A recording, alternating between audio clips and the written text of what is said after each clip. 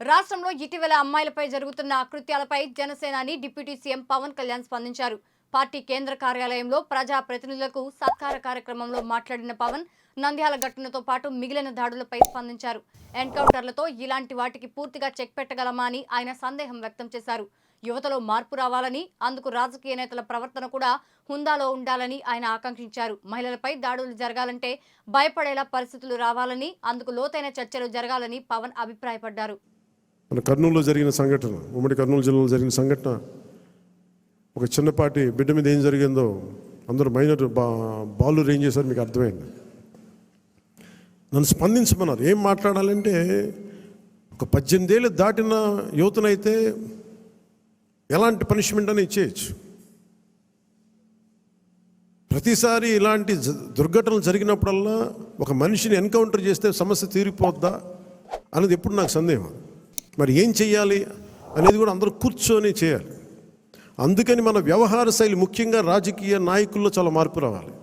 వీరి భాషా వ్యవహారాలు ఇష్టం వచ్చినట్టు తిట్టేసి, ఇష్టం వచ్చినట్టు బూతులు తిట్టేస్తే, నాయకుల్ని రౌడీల్ని పెంచి పోషిస్తే చిన్నపిల్లలకు కూడా అది ఆలవాలం అయిపోయింది. అందుకని లా అండ్ ఆర్డర్ విషయంలో మీరు చాలా టఫ్గా ఉండండి. మన ఎమ్మెల్యేలందరికీ చెప్తా ఉన్నాను, మన ఎంపీలందరికీ చెప్తున్నాను. చాలా చాలా బలంగా ఉండండి, అన్కాంప్రమైజింగ్ ఉండండి లా అండ్ ఆర్డర్ సంబంధించి. అలాగే విద్యా వ్యవస్థలో కూడా మనం నెక్స్ట్ మీటింగ్లో ఎప్పుడు కూర్చున్నప్పుడు దీనికి సమాజం కూడా మారాలి, కొంత బాధ్యత తీసుకోవాలి. ఈ సినిమాలు చూసో లేదంటే సామాజిక మాధ్యమాలకు ప్రతి ఒక్కరం కూడా మన కుటుంబాల పట్ల మనం బాధ్యత తీసుకోవాలి. ఇదే నేను cabinet meeting, last cabinet meeting నేను వస్తూ ఉన్నప్పుడు ఒక తల్లి ఇక్కడ వచ్చి ఆగింది.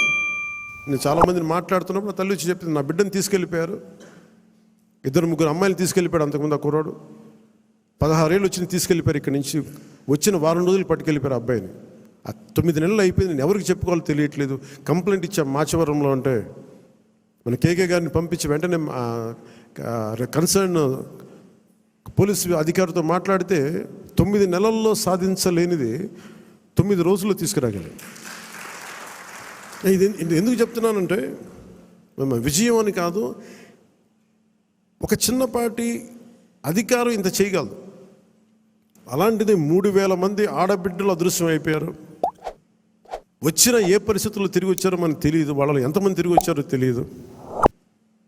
అందుకని ముఖ్యంగా ఆడబిడ్డలకు సంబంధించి మటుకు చాలా చాలా బలమైన మనకి ఈ లా అండ్ ఆర్డర్ సిచ్యువేషన్ చాలా బలంగా ఉండాలి. అందుకని మనందరం కూడా పర్సనల్గా, అపార్ట్ ఫ్రమ్ పార్టీ, మనందరం కూడా దీనికి భవిష్యత్తులో ఇలాంటివి జరగకుండా, నంద్యాల ఇన్సిడెంట్ లాంటివి జరగకుండా ఉండాలంటే ఏం చేయాలి? మాధ్యమాల్లో, ప్రసార మాధ్యమాలు కూడా నా కోరిక ఏంటంటే, ఎంతసేపు తిట్ల పురాణాలు కాకుండా మీరు ఇవ్వాల్సింది ఇలాంటి చర్చలు, ఇలాంటి దుర్ఘటనలు జరగకుండా ఉండాలంటే ఏం చేయాలి, దాని మీద కొంచెం హెల్తీ డిబేట్స్ పెట్టండి.